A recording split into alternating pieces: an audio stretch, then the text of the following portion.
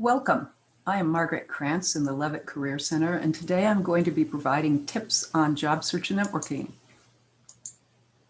So as I begin, I would like to remind you that we have a lot of related resources to help you with this process, both in terms of print resources that you can access through careercenter.hanover.edu/publications, and recordings of these workshops, which you can find through a link on our homepage.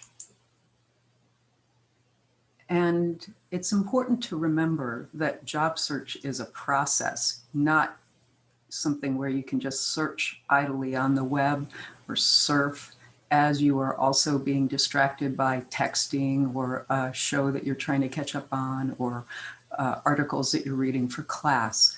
The What Color is Your Parachute book, which is basically a job search Bible, suggests that looking for a job itself is a full-time job.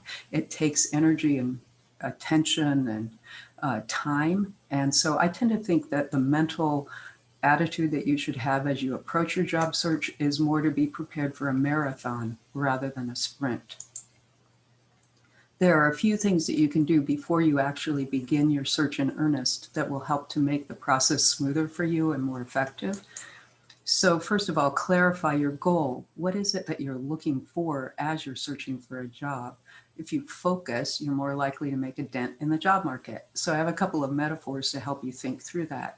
When the airline industry decided that they would like to keep planes in the air as long as possible, they started making changes to the planes to make them seem new to people flying, even if they were not actually replacing the planes. So they made some cosmetic changes, among others, to keep them in the air.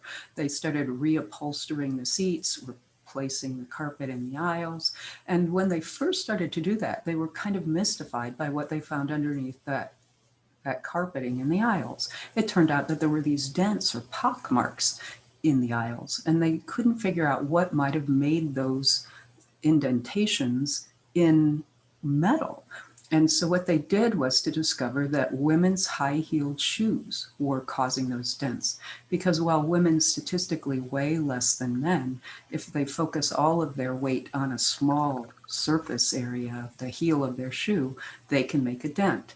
Similarly, if I were to drop you out of a plane on top of a glacier, would you rather be shod in stiletto heels, or would you rather have snowshoes? If you don't want to make a dent in the job market, spread your efforts out. If you do want to make a dent, focus. So, as I said, it's important to clarify your goal. But once you have clarified your goal, having that information is going to help you to know where to look for it. Where are jobs in the field you're seeking likely to be posted? So the old metaphor is that it's hard to find a needle in a haystack, and that's true. And the job search is a little bit like finding a needle in a haystack for many people. But if you know that you're searching for a needle, that makes it a little easier for you. In this image, it seems to suggest that a magnifying glass would be a good asset to you as you're doing that search. Personally, I would rather use a metal detector or a magnet to find it. But because I know that's what I'm searching for, I can find the best, most effective way to do it for what I want to find. When you have figured out what you're looking for and where to look for it, start figuring out whether you're qualified. What are the things that I am going to bring to a future employer? The skills that they are looking for that I have, or the experience that they think would be helpful that I have gained through, say, an internship, or through leadership activities, or even through informal activities that I have done. And when you first reach out to someone in the job search and networking process, about the first thing that they're going to say to you is, tell me about yourself. So it's a good idea to develop an elevator pitch that shows how you have the skills and background that they are seeking. And have a tailored resume ready to go. Even if you need to do a few minor modifications after having had these contacts, it will still be way faster than if they say, send me your resume, and you haven't begun it. Now, I'm going to divide my talk today into 3 different categories generally in terms of what strategies to look for jobs. And the first of those is to search for jobs that have actually been posted. And my list here includes a variety of different methods where you might be able to search for posted jobs. And it is in order of how specific it is to Hanover students. So the ones that are most specific to our own students are things that we offer through the Levitt Career Center. We have 4 career fairs that we offer every year and an annual graduate and professional school fair. And all of those are ways that Hanover students can seek positions that are in the area that they're interested in.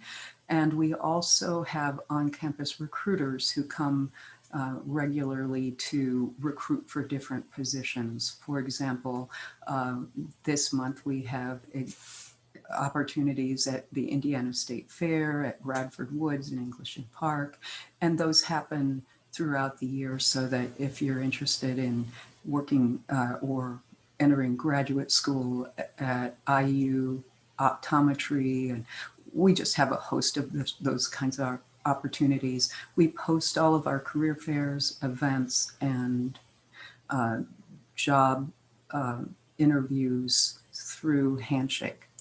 And speaking of Handshake, not only is it a way for you to make appointments with Hanover Levitt Career Center staff for career-related needs, and not only can you find out about our events and our opportunities and workshops, you can also search for jobs here. We post jobs through Handshake, and we are asked by employers to share jobs that they want to post. So you can set up a search bar based on the factors, the filters that you want to use, and then it will continue to look for opportunities that match within its system. If you upload your tailored resume, it will create a profile for you that will then create its own search. And so right underneath the home page or the landing page for Handshake, beneath the tabs that it provides, it will actually have job openings that it thinks might be of interest to you. So it's worth scrolling down a little to see what those are. Another example of an opportunity that is good for Hanover students and other students throughout the state of Indiana is Ascend. Ascend is an organization that was begun by the Lilly Endowment to help stem the brain drain. They found that students were saying that they were leaving Indiana because they couldn't find job openings that they were interested in. Meanwhile, Indiana employers were having a hard time finding state students to fill their positions. So Ascend is sort of a match.com where they find out what your attributes are, the skills and transferable skills and interests that you have, and then they match those to employers who are looking for overlapping qualities. The process for Ascend is that you fill out a connection form and upload your tailored resume, and then they schedule an invitation for you or provide you with a calendar invitation so that you can then meet one-on-one with one of the Ascend staff to fill out your Match.com profile so that they can find the best possible fit for you. When you publish that profile, then employers can begin to see you and you can begin the application process. This is an example of a profile that was completed by a Hanover alumna who is actually one of the managers at Ascend. And so you can see the kind of image that an employer might get. I haven't made it possible for you to actually read this, but it gives you an idea of what it might look like. And then these are a few of the placements that Hanover students have recently gotten through Ascend. Still broader and outside now of the state of Indiana is LinkedIn as a way for you to search for jobs within those that LinkedIn is aware of. And what you can do is to fill out the search features that you're looking for. For example, in this case, marketing specialist in Indianapolis, I can specify the experience level or how far I'm willing to drive, and it will find positions that might be a fit. If you have completed your LinkedIn profile, then as in the case of Handshake, it will look for things that overlap with your skills. And if you publish your profile and make it available to employers, they will actually do their own searches and try to find candidates who are a fit. So you might have somebody reach out to you. Personally, though, I like LinkedIn very much in the job search process, but not as a job board. I don't think that's its greatest strength. So I'll come back to this in a few slides. Broader still is Indeed.com or simply Hired.com. Those are aggregators. What they do is to go out into organizational websites and look for the job postings that they have there, a host of different areas. And then they bring them all into a single place so that you can search for them, find the ones that are interesting, click on the links, and it will take you back to the original posting place to do your application. And while it's very broad in the net that it casts, so it brings in stuff that you're not going to be interested in, it will also be pretty thorough in finding opportunities. So I think it's an indispensable tool for the posted jobs.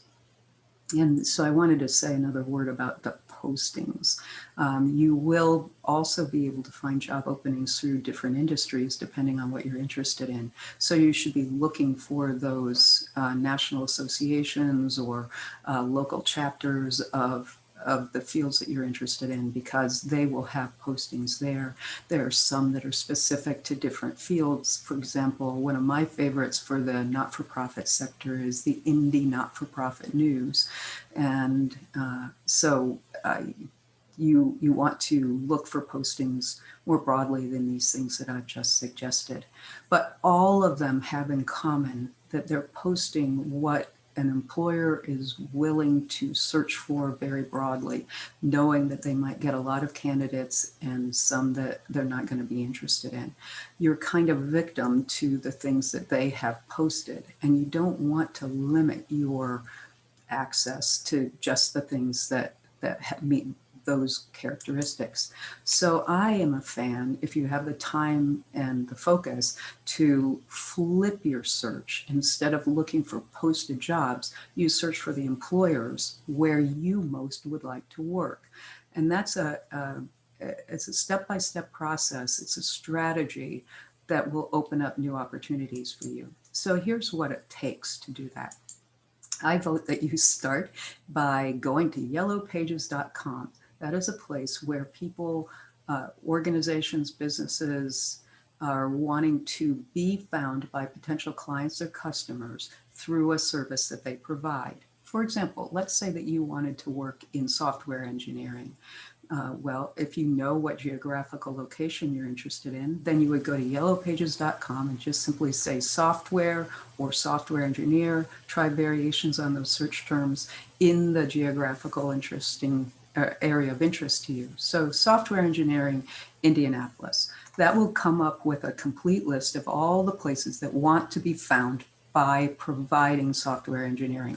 It's a very broad net within that specific area. Once you have done that, you can click on the websites that Yellow Pages provides, and it will take you to those companies, organizations, and you can read what their mission is, what their products are, what their services are, so that you can start to figure out the ones that are most interesting to you. Create a list that would be maybe 5 or 10 organizations that you're most interested in pursuing.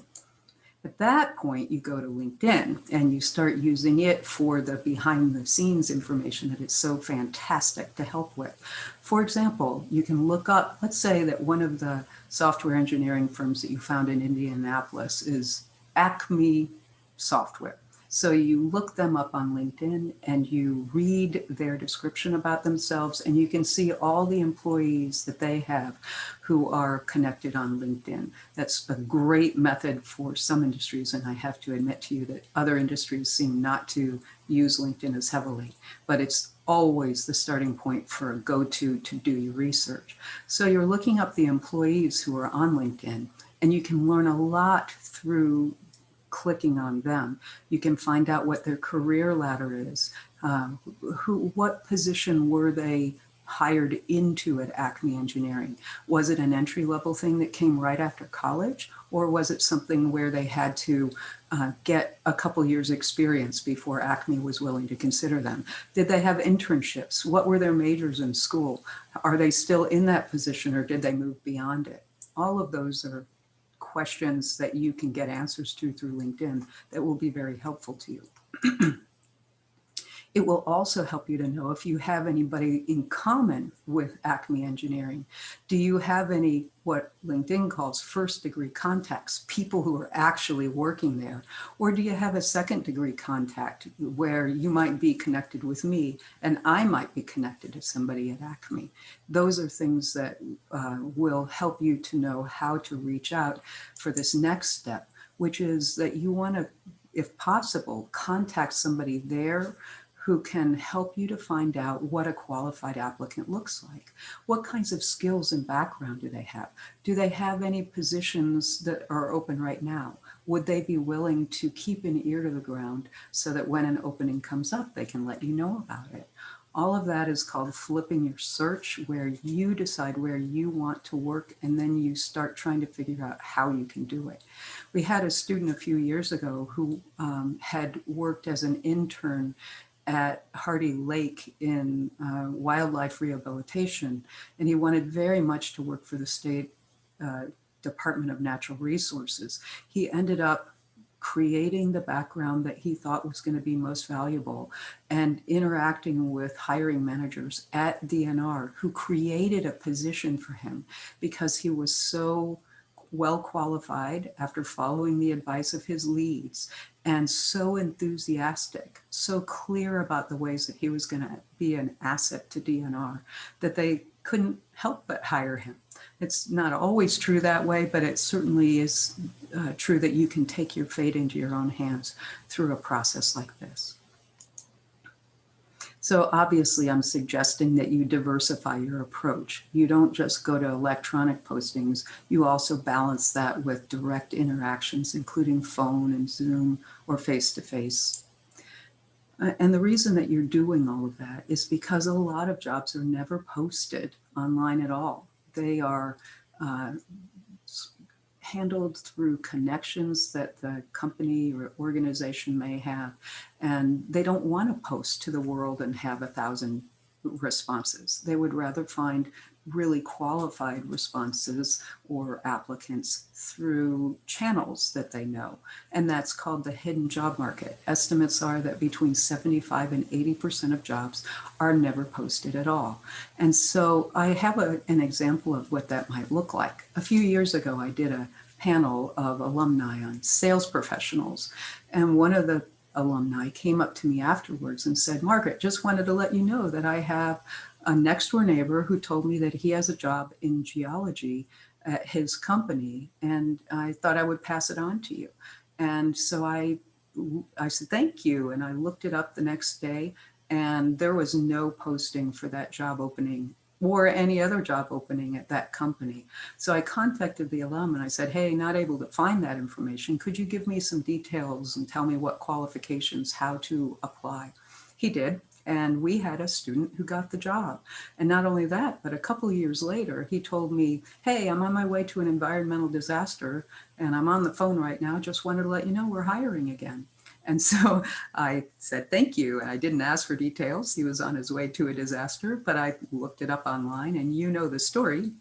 There was no posting. So I had to contact him for the details. And that's what the hidden job market looks like. It's not something that is available to the world in general. It's to people who can handpick an ideal candidate. And so that leads me to the next step in my tips for you today. What you need to do is to let people know that you're looking for positions and start planning strategies so that you can tap into the hidden job market. I, in my job search guide, have a couple of pages dedicated to that, and this is an excerpt of that. So it gives you some specific advice on how to brainstorm what your network is, how to narrow that down into a few people who will be effective starting points for you as you're reaching out. It tells you some questions that you might want to ask them as you are doing your networking. And it reminds you of some etiquette that you should bear in mind anytime you're reaching out to people. But I recommend that you start out with people who you know, whose advice you respect. You don't need to start with somebody who is in the field that you're interested in.